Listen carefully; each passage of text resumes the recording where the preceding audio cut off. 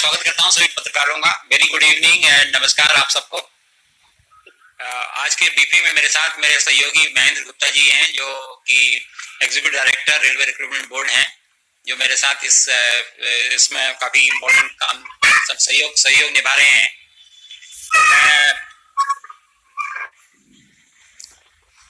आप सबको ये सूचित करना चाहता हूं कि रेलवे इतने बड़े रूप में, रेलवे एक बहुत बड़ा एम्प्लॉयर तो है, जैसा भी हमारे साथी ने बताया कि रेलवेज ने ये सीबीटी कंप्यूटर बेस्ड टेस्ट जो है बहुत पुराना नहीं है। सन 1918 से हमने ये इसको प्रारंभ किया था और हम इसमें अभी 18 की जो रिक्रूटमेंट्स हैं उनको कंप्लीट करने के बाद अब हम दूसरे चरण में हैं। और इस बार हम लोग 3 चरणों में ये परीक्षाएं कर रहे हैं। और ये परीक्षाएं जो है वो पहली है एनटीपीसी कैटेगरीज की, दूसरी है आइसोलेटेड एंड मिनिस्ट्रियल कैटेगरीज में, और तीसरी है लेवल 1 कैटेगरीज में। और हम लोग इस परीक्षाओं में, इन 3 परीक्षाओं में जो 3 अलग अलग उसमें हो रही हैं चरणों में, उसमें कुल मिला के हमारे साथ 1,40,000 रिक्तियां हैं। और उन 1,40,000 रिक्तियों के में हमारे पास कुल रजिस्टर्ड कैंडिडेट जो हैं वो 2,44,00,000 हैं। तो ये एक बहुत बड़ा चैलेंज है जो आप देख रहे होंगे कि इतने बड़े लेवल पे हम इस एग्जाम को करा रहे हैं। और कोविड की सिचुएशन में ये एग्जाम कोविड के मातहत हो रहा है, क्योंकि कई परीक्षार्थियों की भी चिंता थी और कई उसका भी ये था कि भाई ये कितने दिनों तक आप इसको होल्ड कर रहे हैं। तो फाइनली हमने इस चैलेंज को लिया और इस चैलेंज को हम आगे निभा रहे हैं। कुल मिला के हमारे पास जो मैंने आपको बताया, जो पहला इम्तहान हो रहा है वो है आइसोलेटेड एंड मिनिस्ट्रियल कैटेगरीज का, जिसमें स्टेनो, टीचर्स, ट्रांसलेटर्स आदि हैं। इसमें हमारे पास कुल वैकेंसियां हैं 1663 और कुल कैंडिडेट जो अपेयर जिन्होंने रजिस्टर्ड किया अपने को वह है 1,03,000। उसके बाद दूसरी कैटेगरी जो है वो नॉन पॉपुलर कैटेगरी, जिसको हम एनटीपीसी कहते हैं, आप लोग भी उसको एनटीपीसी के नाम से जानते हैं। उसमें station master, guards, office clerks, commercial clerks ये सब लोग हैं। और उसमें कुल नियुक्तियां होनी है 35,208 पदों पे। और हमारे पास जो रजिस्टर्ड कैंडिडेट हैं वो हैं 1,26,00,000। और पहली वाली परीक्षा जो है आइसोलेटेड मिनिस्ट्रियल कैटेगरीज की, वो हमने 15 दिसंबर से 18 दिसंबर के बीच में उसको रखा है। और जो नॉन टेक्निकल पॉपुलर कैटेगरी का एग्जाम है, इसको अभी हमने 28 दिसंबर से शुरू करना है और मिड मार्च तक ये जाएगा, क्योंकि आपने देखा है 1,26,00,000 कैंडिडेट हैं, तो ये लंबा पीरियड चलेगा। और तीसरा एग्जाम जो हम करने जा रहे हैं वो है लेवल 1 का, जिसमें ट्रैक मेंटेनेंस हैं, पॉइंट्समैन हैं और भी कई लेवल 1 की पोस्टें हैं जो उसमें होगा। और कुल इसमें पदों की संख्या है 1,03,769। और कुल मिला के इसमें कैंडिडेट हैं जो रजिस्टर्ड हुए हैं 1,15,00,000। और इनका सीबीटी हमने अप्रैल में प्लान किया है। अभी टेंटेटिव प्लानिंग है, वो आपको आगे हम इसकी सूचना दे देंगे। वो पूर्व में जैसा अभी चल रहा है, हम एडवांस में सारी चीजें आपके संज्ञान में ले आएंगे।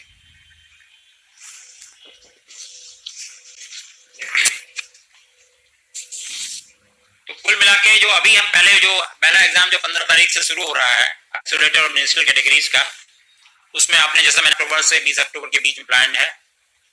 हम 15 अक्टूबर से 20 अक्टूबर के बीच में। हाँ, अच्छा, हम लोग जो है इसमें कोविड-19 गाइडलाइंस को स्ट्रिक्टली फॉलो करेंगे। और हमने इसमें कैंडिडेट को उनके एग्जाम सिटी, डेट के बारे में, उनकी ट्रैवल अथॉरिटी के बारे में 5 दिसंबर से उनको लिंक भेज दिया है इसके बारे में, सो दैट उनको ये सारी सूचनाएं पूर्व में हो कि वो किस सिटी में उनका एग्जाम होगा। अभी सेंटर इसको उस वक्त पता नहीं होता है, सेंटर की बात बताएंगे वो कैसे पता लगेगा। और डेट एंड डाउनलोडिंग का ये वो अपना ट्रैवल डॉक्यूमेंट जो है, जैसे SC/ST कैंडिडेट होते हैं उनको हम लोग पासेस देते हैं, तो वो अपने ट्रैवल डॉक्यूमेंट 5 दिसंबर से डाउनलोड कर रहे हैं। और जो ई-कॉल लेटर्स हैं वो हम आज 11 तारीख को 4 बजे से वो उनको ई-कॉल लेटर भी आज डिस्पैच करना शुरू कर देंगे। और हमने सभी इसमें सभी अपने प्रतियोगियों को ये बताया है कि भाई वो आगे की सूचना या कोई भी सूचना में किसी और वेबसाइट या किसी और सोर्स पे अवेलेबल ना करें। वो हमारी जो RRBs की ऑफिशियल वेबसाइट है उसमें ही सूचना पे निर्भर करें और सत्य सूचना के बारे में। और जो इस बारे में आपको बताना चाहूँगा कि जो ये 15 तारीख से जो एग्ज़ाम हो रहा है, इसमें 1 लाख कैंडिडेट हैं और हम लोगों ने 3,354 CBT सेंटर्स फाइनलाइज किए हैं।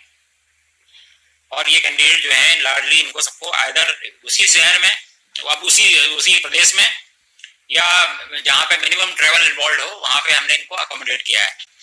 तो हमारा प्रयास पूरा ये है कि कम से कम लोगों को डिस्टर्बेंस हो और लोगों को कोई तकलीफ ना हो। ये एग्जाम 2 शिफ्ट में होंगे, 120 मिनट के, 90 से 120 मिनट के। हाँ सॉरी, ये जो जनरल कैंडिडेट है उनको 90 मिनट का समय मिलेगा, और जो विज्ञान जो लोग दिव्यांग लोग हैं उनको हम लोग 120 मिनट देंगे।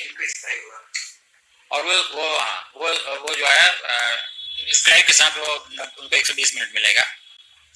और ये एग्जाम जो है पहली शिफ्ट 9 बजे सुबह शुरू होगी और दूसरी शिफ्ट 1:30 बजे होगी।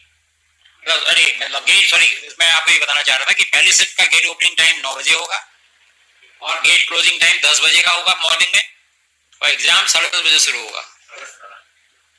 और दूसरी शिफ्ट जो है 1:30 बजे से शुरू होगी, 1:30 बजे गेट खोलेगा उसका, और गेट क्लोजिंग जो है वो 2:30 बजे हो जाएगा, और 3 बजे से एग्जाम होगा। तो हम, और अगले स्लाइड में मैं दिखाऊंगा आपको कि कैंडिडेट समय जो 1 करोड़ जो 1,25,000 कितना, अच्छा सॉरी, हाँ, ये 1,11,917 कैंडिडेट किस तरीके से, किन प्रांतों में किस तरीके से इनका डिस्ट्रीब्यूशन है, वो आपको इसकी जानकारी मिल जाएगी इससे। जैसे उत्तर प्रदेश में सबसे ज्यादा कैंडिडेट है, मेरे ख्याल से मिजोरम में सबसे कम है, या नहीं, अंडमान निकोबार में सबसे कम है। तो ये इस तरीके से इनका, हमारे यहाँ जो एप्लीकेंट है उनका डिस्ट्रीब्यूशन ये है। और सिमिलरली अगले स्लाइड में हम दिखा रहे हैं आपको कि 1,25,88,524 एनटीपीसी कैंडिडेट, उनका डिस्ट्रीब्यूशन किस तरीके से है, हम हर स्टेट्स में कहाँ पे इनको है। तो हमारी पहला प्रयास यही है कि जहाँ जिस प्रदेश के हैं वो उनको वहीं पे अकोमोडेट कर सकें। और बहुत बड़ा चैलेंज है कोविड सिचुएशन में इसको कराना, तो उसमें जो कुछ मिनिमल डिस्टर्बेंस, अनअवॉइडेबल डिस्टर्बेंस होगा, वही हम चाहेंगे कि प्रतियोगियों को रहे, अन्यथा वो ऐसा नहीं होगा।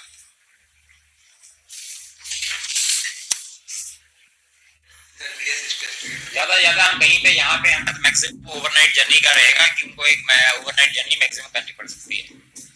फीमेल और पीडब्ल्यूडी कैंडिडेट जो हैं उनको हमने कोशिश किया है कि वो अपनी होम स्टेट में ही अकोमोडेट हो जाएं।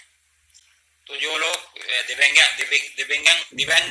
लोग हैं या जो महिला प्रतियोगी हैं, उनको हम लोगों ने उनके गृह प्रदेश में ही समायोजित किया हुआ है।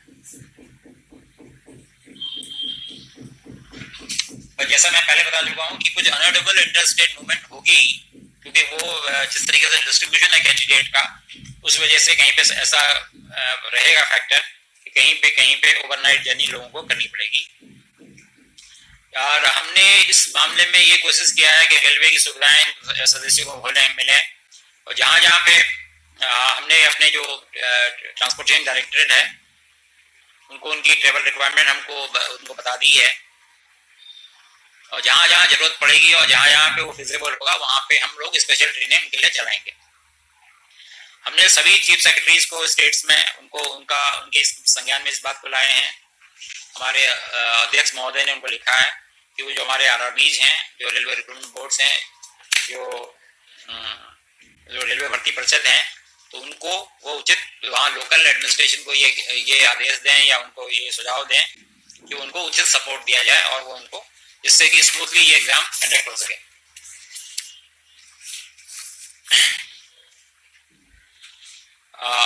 एक और इसमें आप देखिए, इस सीबीटी एग्जाम में या इस मेथोडोलॉजी में हम लोग पूरा प्रयास कर रहे हैं कि हमारे जो फर्स्ट टाइमर्स हैं, जिन लोगों ने पहले इस तरीके का कोई एग्जाम नहीं दिया है, उनको भी किसी तरीके की असुविधा ना हो। तो हम लोगों ने उन लोगों को एक लिंक प्रोवाइड किया है जहाँ पे वो मॉक टेस्ट जो कर सकते हैं। तो ये मॉक टेस्ट जो है एक्चुअल एग्जामिनेशन से पहले फैमिलियराइजेशन के लिए ये उपलब्ध कराई है सुविधा।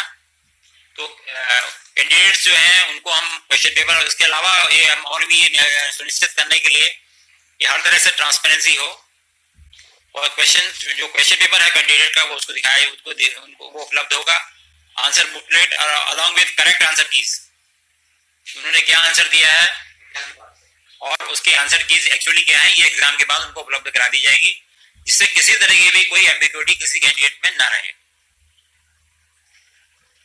और ये भी हमने उनको सुविधा दी है कि अगर वो कहीं पे उनको किसी चीज में वो सहमति नहीं रखते हैं तो वो करेक्शंस के या कोई करेक्ट उनको लग रहा है कहीं पे कोई करेक्शंस गलत हैं या कुछ क्वेश्चन है उनके, तो वो अपने ऑब्जेक्शन रेज कर सकते हैं।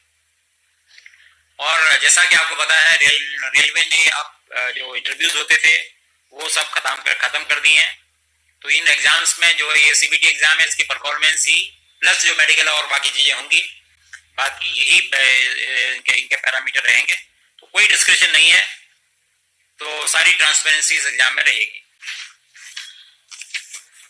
इस एग्जाम में हमने इंटीग्रिटी जो है हाई लेवल की इंटीग्रिटी रखने के लिए क्या लिखा है कि biometric and photo capture before exam, ये सुविधा दी है कि जो एग्जाम से पहले बायोमेट्रिक और फोटो कैप्चर जो है वो जो हमारे जहाँ पे एग्जाम सेंटर होगा वहाँ पे ये सुविधा रहेगी कि उनका बायोमेट्रिक भी होगा और उनका फोटो कैप्चर भी होगा, जिससे कि इम्पर्सोनेशन, आपने कई इस तरह की घटनाएं देखी हैं जहाँ पे दूसरे कैंडिडेट अपेयर हो जाते हैं, बाद में काफी लॉ एंड ऑर्डर सिचुएशन हो जाती है या पुलिस कंप्लेंट हो जाती है, तो उससे हम लोगों ने बचने का पूरा प्रयास किया है। और जो कैंडिडेट का फोटो होगा वो कैंडिडेट की स्क्रीन पर डिस्प्ले होगा, यहाँ पे सीसीटीवी सर्विलेंस भी होगी और कमांड सेंटर में रियल टाइम मॉनिटरिंग भी होगी। और जो कैंडिडेट जो उनके जवाब होंगे वो सिस्टम में कैप्चर हो जाएंगे और वो 128 बिट इंक्रिप्शन में रहेंगे, जिससे कि वो उसमें कोई आदमी उसमें वो नहीं कर पाए, किसी तरीके की उसको डिस्टर्ब न कर पाए। हमारे पास हर कैंडिडेट का डिटेल ऑडिट ट्रेल अवेलेबल होगा, तो ये आपको ये जान के बड़ी खुशी होगी कि आरआरबी हमारी जो है टोटली कमिटेड है। कई दिनों तक लोगों ने डे एंड नाइट काम किया है, ये पूरी प्रोसेस हम लोगों के लिए एक नया एक्सपीरियंस था। इसमें कई हमारे आरआरबी के चेयरमैन इन्वॉल्व थे, प्री बिड्स के स्टेज में, बिड डॉक्यूमेंट बनाने में, पोस्ट बिड में, तो ये बहुत इसमें काफी काम हुआ है और हर प्रयास किया गया कि जिससे कोई किसी तरीके की किसी को ना तो असुविधा हो और ना कोई किसी तरीके की कोई किसी को अनड्यू एडवांटेज मिले। मैं एग्जाम के दिन में हम लोग कैंडिडेट्स का टेम्परेचर लेंगे और जो योगी थर्मोगन से लिया जाएगा, जिनका प्रेस्क्राइब टेम्परेचर जो प्रोटोकॉल के हिसाब से टेम्परेचर प्रेस्क्राइब है उससे ज्यादा का टेम्परेचर होगा, तो उनको एग्जाम से डिसअलाउ किया जाएगा, उनको रजिस्टर्ड मेल से इन्फॉर्म किया जाएगा और उनको रिशेड्यूल किया जाएगा उनका एग्जाम। ऐसा नहीं कि उनका चांस अगर उस दिन टेम्परेचर कितना न खास तक किसी वजह से अगर उनको टेम्परेचर आ जाता है तो ये प्रयास होगा कि उनको रिशेड्यूल करके दूसरे दिन किसी और उसमें सुविधा अनुसार उनको दूसरे दिन के लिए शेड्यूल किया जाएगा और इसकी सूचना उनको पर्याप्त रूप से दी जाएगी, समय पे दे दी जाएगी। यहाँ इस एग्जाम में कैंडिडेट को फेस मास्क पहनना है, वो अपना फेस मास्क खुद पहनेंगे। और एक हमने और ये देखा है कि हम ये नहीं कह रहे हैं कि उनको कोविड टेस्ट करा के आना चाहिए, पर हम ये कह रहे हैं कि वो एक डिक्लेरेशन देंगे कि भाई उनको प्रेस्क्राइब फॉर्मेट होगा उसका कि उनको कोई कोविड टाइप की इस तरह की कोई समस्या नहीं है उनके साथ। अगर ऐसा वो नहीं करेंगे तो उसके में हम फिर उनको एग्जाम में उनको अलाउ नहीं किया जाएगा। यहाँ तक क्राउड मैनेजमेंट का सिस्टम है, टोटल प्रॉपर जो कोविड मैनेजमेंट का जो प्रोटोकॉल है वो फॉलो किया जाएगा। वो मेन गेट से एग्जाम लैब्स तक जिस तरीके से है वो सब मतलब कहीं पे भी कोई कमी नहीं रखी जाएगी। और हर शिफ्ट के बाद एग्जाम, जैसे मैंने आपको बताया था कि 2 शिफ्ट में होगा, तो हर शिफ्ट के बाद एग्जामिनेशन सेंटर को सैनिटाइज किया जाएगा, जिससे कि दूसरे शिफ्ट वाले लोगों को कोई तकलीफ ना हो और किसी तरीके की कोई असुविधा ना हो और किसी को ये संज्ञान में भी न रहे कि या किसी को इस तरीके का अनिश्चितता ना हो कि भी क्या होगा उनका करके।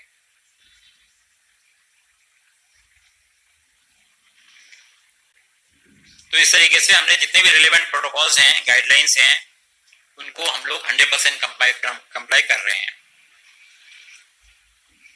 तो इस संबंध में जो सेंट्रल गवर्नमेंट ने या कंसर्न स्टेट गवर्नमेंट ने जो यार्डस्टिक जो गाइडलाइंस इशू की हैं उनको हम लोग फॉलो कर रहे हैं, चाहे वो स्टेट गवर्नमेंट को। तो जैसा आपको पता है कि इसमें काफ़ी सारी गाइडलाइंस मिनिस्ट्री ऑफ हेल्थ से हैं, होम से हैं, या कुछ स्टेट गवर्नमेंट की तरफ से भी हैं। तो हमारे सारे RRDs को हमने ये